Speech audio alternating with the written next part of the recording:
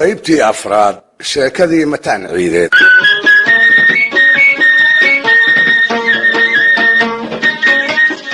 dhegaystayaal yay idinka kale xiriir furanne aan sheekada isugu keen xiro idinna xusuusiye waxay inoo joogtay Wacays ganacsadihii reer Berbera oo ciid soo gaaray.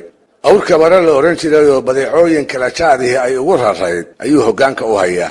Xirsi Jabane oo ahaa ninkii uu soo sheegtay ee uu magantiisa noqon doono ayuu gurihiisa u xusul duubayaa, isaga oo ku hamiyaya talow macaawaad guura ku gaadhaa mase waxa aad wado dhalaal cad hala wada arkee bari foog baad aqaladiisa hortooda awrta halka kaga dhigtaa. isaga oo sidaa ku hamiyaya waatuu mataan ciideed dhexda ka helay. waatay iswareysteen dabadeedna markuu ogaaday safarka Wacays cidda uu ku socdo waatuu dhacayoo sida degdega kula wareegay, isaga oo rumaysan la iyada oo ciidda joogo isaga ninaan ahayn qof ama safar inuu magan gelin karo. waatuu Wacays ku yiri waryaa beenta kuu sheegay oo ku marin habaabiyey, yaa kugu yiri geyiga ciideed baa nin aan mataan ahayn laga magan galaa. dabadeedna Wacays oo leegsanaya waatuu goobtii ka hadaafay, isaga oo hantidiisii mood iyo nool toona aan waxba ka wadan.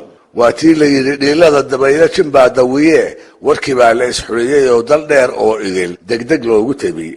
waa sidii laga filaayey xirsigii magantiisa laga dhacay intuu ceeboobay ayuu ugaamay, geed qariye ayuu waayey. maalin uu hiil uga baahi badan yahay inaysan jirin ayuu raggiisii wada dareensiiyey. qayladaa wilatay foolxumo daran bay ahayde xirsi iyo barbaartiisii waxay go'aansadeen inay iska mayraan. marka horese xigaale ayaa la yahay gafkii lagula kacay iyo xoolaha ka maqanba ay ka ergeeyaan. dartiis dagaaladii u dhacay, dartii geelii loo kala qaaday iyo ergooyinkii labada lafood u kala dab qaadayay intii lagu howlanaa. Wacays isagu wuxuu dharaartii harsanayay geed haraca oo loo waabay, habeenkiina wuxuu caanaha haleelada ku durduuranayay golol loo dugsiiyey, golol loo kashkaashayoo meel u dhaxaysa aqalada dhowrka bahood ah oo Xirsi Jabane looga asteeyey. isaga shida ma hayso, xoolihiisi inuu soo dhacsado laga idi maayo. hawshu Xirsi iyo xigtadiisa ayay agtaale sow inuu ka dhur sugaa kuma habboona.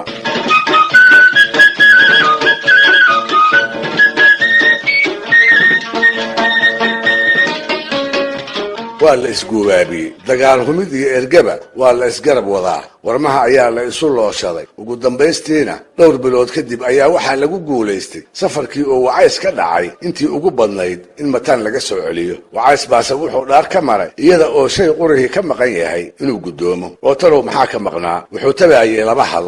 waa makaawi, waxay ahaayeen kuwo laba xabba ah oo waaweyn oo raggii hore ee Soomaaliyeed uu luqunta ku xiran jiray. raggii horena kama wada sinayne qaarkii magaca dheer yeeshay oo madaxnimo amaba geesinimo ku caanbaxay ayaa xiran jiray. milra ka soocmay ayaa ku taxaashi jiray. maantana mataan oo aan waxba ka bixin ayay qoorta uga laalaadaan. markii haddaba laga baqay labadaa hal dartood in la isugu jabo ayaa odayadii ergada ahaa mataan u tageen. waxay ku yidhaahdeen mataanow labada hal ha lagaa gadee ninkii lahaa u celi. markaas buu diiday. waa lagu noqnoqday oo si walba wax loo tusay, waase laga soo furfuri waayey. si alla si looga soo meeliyo ayaa tab loo waayey.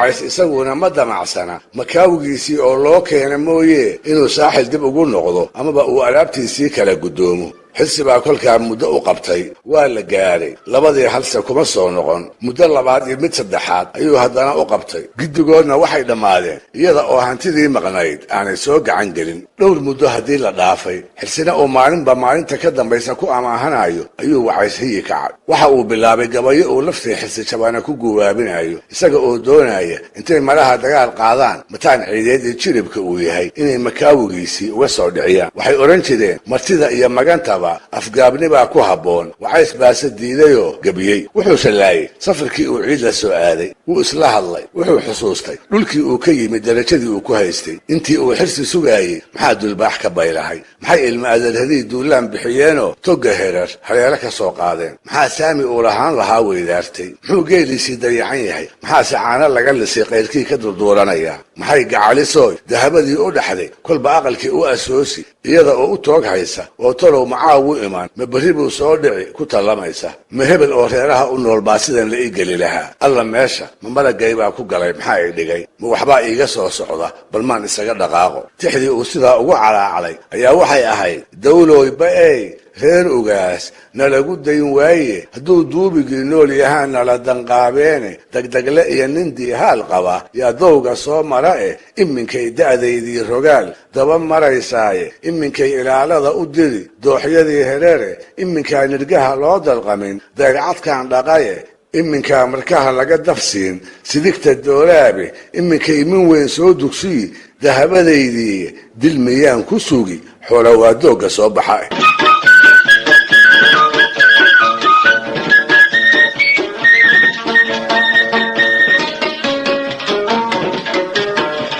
odaygii uu maganta u ahaa waa xirsi jabane gabaygaa ma uu garaysan waxay la ahayd inaanu waxba hakran hantidii wacaysna soo dhiciyey uu maraha wax kale ka doonayo go'aan ahayn wax walba iga heshaye kuuna soo dhiciyey madaar aan kuu dhisaad iga dooni ayuu ugu daray tixdan jawaabta ah ee uu ugu halceliyey wuxuu yidhi hadduu duubigii mood yahay rag baa dageeladii yaale waataan dar xiran kaaga dhigay harada waxaad dooni een daar ahayn dugaya yaa sheega wacays isaguna markiisii tixdaa ma garaysan wixii uu xirsi ka tirsanayay ayuu ogta ka caddeeyey makaawigiisa mataan ciideed uu galduur ku mushaaxayo ayuu gocanayaa oo uu carabka ku dhuftay in xirsi iyo raggiisa laga waayey nin mataan u beerdhigi kara ayuu ku dacwiyey markaas buu tixdan culus oo miinlayda ah ku garnaqsaday moodkayga oo degan miyaan weerar lagu miisin meeshii intii timid miyaan maramarow qaadan murqufkii ka soo haray miyaan lagu muraadaysan ma makaawigaygaan galduur lala mushaaxaynin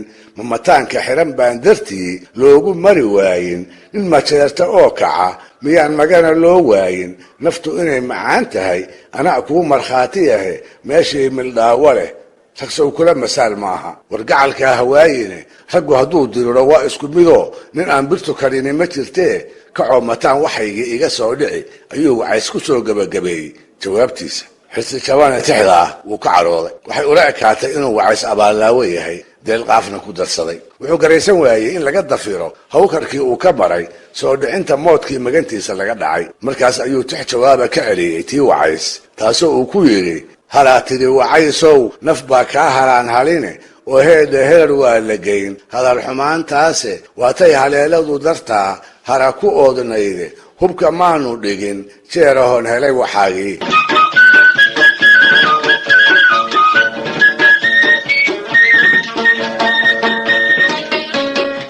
mataan ciideed gabayada la isu celinayaa way soo gaarayeen wuu dhuuxaayey wuuna ku raaxaysanayay wuxuuba rakarooni u qaatay wixii uu falay wacays iyo xirsi jabane inay ku eedoobaan halyeyga ciideed buu isu haystay aar laga maagay inuu yahay ayuu isu rumeeyey miinlaydii wacays tirin jiray ayuu xusuustiisa dib ugu soo celiyaa kolba 3 meelisoo uu jeclaystay ayuu ka dhex helay ma makaawigaygaan galduur lala mushaaxaynin ma mataanka xiran baan dartii loogu mari waayin nin majeerta oo kaca miyaan magana loo waayin waa markhaati uu wax badan sugaayey waa erayo isla weynidiisii caadda sii saaray waa 3 meelisoo kibirkiisii aad u sii labanlaabay awooddaadii wacays wuu aqoonsaday alla ilaahay adiguna isbaroo u sheeg sababta inaad dhacdo kugu jeeday ayuu mataan ku tashaday markaas buu fariin u diray wuxuu ugu yeeray inuu u yimaado si uu makaawigiisii u guddoonsiiyo wacays maraha geesi buu ahaay taladiisii wuu oggolaaday mindhaasooniyo habeenkii u loogiye waa berigii kolkay tahay ayuu 2 hal soo qaaday oo wacaysoo waxa dhici doona aan dooc iyo dareen u haynin la soo joogsaday intii uusan kuushii guddoonsiin ayuu u mariyey tixuu ugu sheegayo safarkiisii uu dhacay inuu rag ku xiniya baarayay siduu yidhi waxay ka ahayd inuu dareensiiyo isaga mooye cid magan gelin kartaa inaysan jirin hadda kadibna uu dowgu yahay haddiiba uu ciid kabara la soo aado inuu isaga uun soo sheegto wuxuu mataan yidhi 5 reeroo baxawaadle waa kala shisheeyaane ha yeeshee shaf iyo gowrac waa kala shishlaadaan rag baan sharad ku beenaynayay ee kuma shideeyeene labadeenna oo shaarugta yaan shuqul xumaadeene hadday sharaf lahaayeen baryaan soo shafeecsadaye adaan sheeyadii kuu huray ee sharac allee qaado oo 2 hal gacanta ugu riday malaha waa maalintii uu mataan ugu tala roonaa